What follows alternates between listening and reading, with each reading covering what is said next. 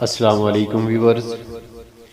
مولانا فضل الرحمان پاکستان کی مذہبی سیاسی جماعت جمعیت علماء اسلام فے گروپ کے مرکزی امیر ہیں اور موجودہ حکومت کے خلاف اپوزیشن تحریک پاکستان ڈیموکریٹک موومنٹ کے سربراہ ہیں۔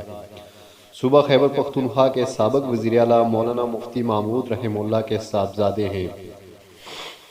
مولانا فضل الرحمان صاحب کی جماعت جمعیت علماء اسلام پاکستان کے صوبوں خیبر پختونخوا اور بلوچستان میں بہت اثر رسوخ رکھتی ہے۔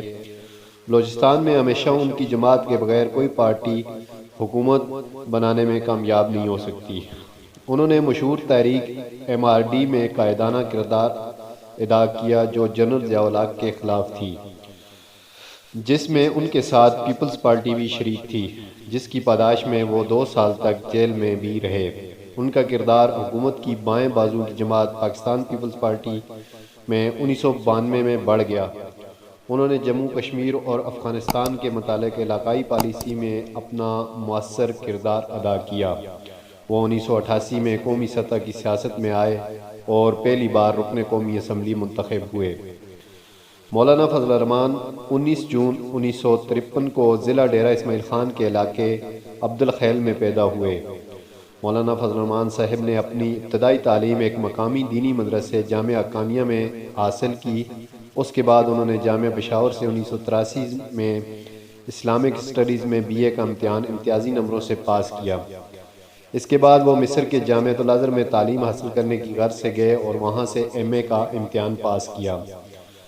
انہوں نے مذہبی علم میں وہاں پر تعلیم حاصل کی اور اسی صنف میں تحقیق کی۔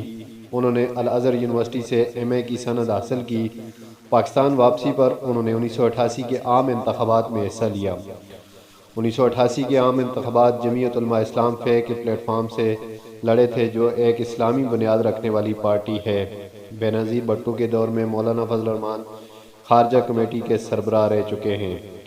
2013 کے انتخابات میں بھی اپنے حلقہ سے کامیابی ہوئی۔ نواز شریف کے دور حکومت میں کشمیر کمیٹی کے چیئرمین رہے۔ مولانا فضل الرحمان نے اپنے والد مفتی محمود رحمۃ اللہ علیہ کی وفات کے بعد 27 سال کی عمر میں 1980 میں جمعیت علماء اسلام کے سیکرٹری جنرل کے طور پر اپنے سیاسی کیریئر کا آغاز کیا، جو کہ اس وقت ان کی موت سے قبل جمعیت علماء اسلام کے رہنما تھے۔ جمعیت علماء اسلام بعد میں سن 1980 کی دہائی کے وسط میں فاضل کر کے زیر قیادت مرکزی دھڑا جمعیت علماء اسلام کے ساتھ 2 دھڑوں میں تقسیم ہو گئی تھی۔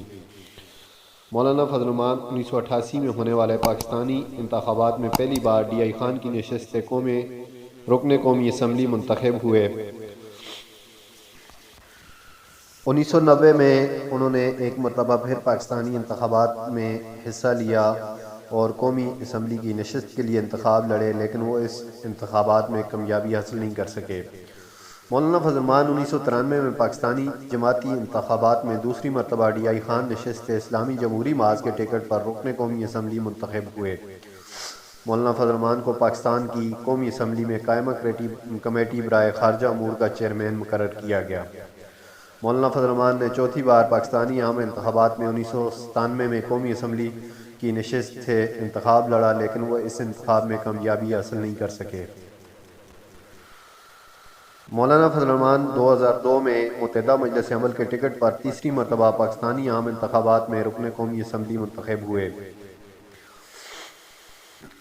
الیکشن جیتنے پر مولانا فضل الرحمان پاکستان کے وزیر اعظم کے عہدے کے ممکنہ امیدوار بن گئے، لیکن ان کی تقرری نہیں ہو سکی۔ انہوں نے 2004 سے 2007 تک حزب اختلاف کے رہنما کی حیثیت سے خدمات انجام دی۔ مولانا فضل الرحمان نے 2008 میں قومی اسمبلی کی نشست کے لیے چھٹی بار متحدہ مجلس عمل کے 2 حلقوں NA 24 DI خان سے متحدہ مجلس عمل کے ٹکٹ پر انتخاب لڑا۔ اس بار وہ پاکستان کی قومی اسمبلی کی کشمیر کمیٹی کے چیئرمین منتخب ہوئے۔ مئی 2014 میں وزیر اعظم نواز شریف نے انہیں کشمیر سے متعلق قومی اسمبلی کے خصوصی کمیٹی کے چیئرمین ہونے کے لیے وفاقی وزیر کا درجہ دیا۔ مارچ 2018 میں ان کو متحدہ مجلس عمل کا سربراہ منتخب کیا گیا۔ مولانا فضل الرحمان نے ڈیرہ اسماعیل خان کے 2 حلقوں NA 38 اور NA 39 سے 2018 کے عام انتخابات میں قومی اسمبلی کی نشست پر الیکشن لڑا، لیکن وہ اس میں کامیابی نہیں حاصل کر سکے۔